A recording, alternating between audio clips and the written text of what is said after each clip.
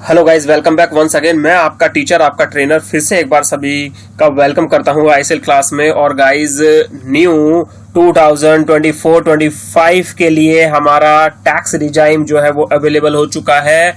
निर्मला सीतारमण जी ने जो अभी हमारा इंटीम बजट पेश किया है उसमें आइए जरा उसके बारे में हम चर्चा करते हैं। In India, individuals are required to pay income tax according to the tax slab rate their income falls within.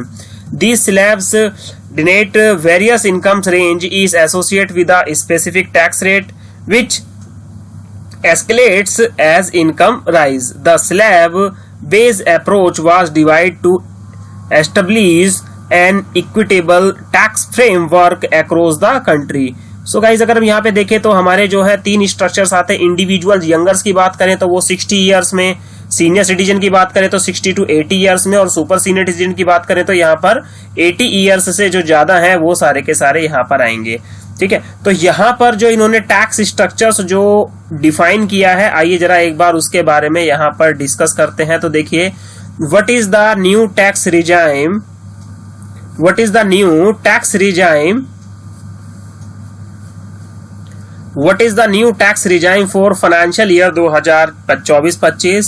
In the interim budget 2024, Finance Minister Nirmala Sitharaman opt to maintain the existing income tax slab rate, keep them unaltered for the upcoming financial year starting from 1 April 2024. Taxpayer will once again need to choose between the old and new tax regime. That's it.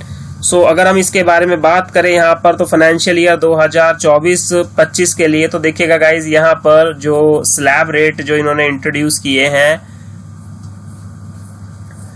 3 lakh रुपए तक पे, वही structure इन्होंने रखा है कि 3 लाख रुपए तक पे जो है टैक्स जो है वो नील रहेगा।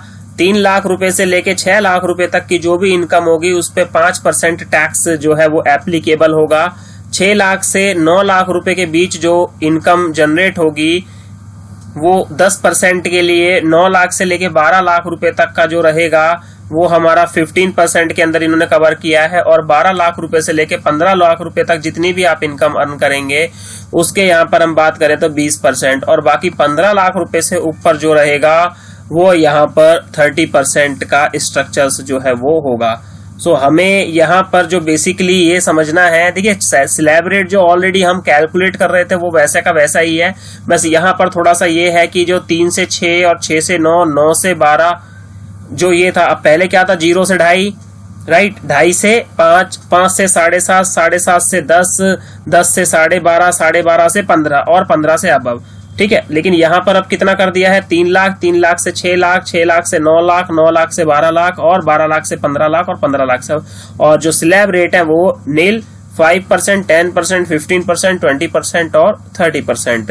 तो ये हमारा एक शॉर्ट नोट है जो कि हमारे फाइनेंशियल ईयर 2024-25 और असेसमेंट ईयर 2025-26 के लिए जो है ये एप्लीकेबल रहेगा।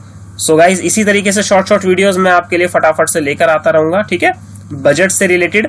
चलिए guys, thank you so much, have a nice day, take care guys.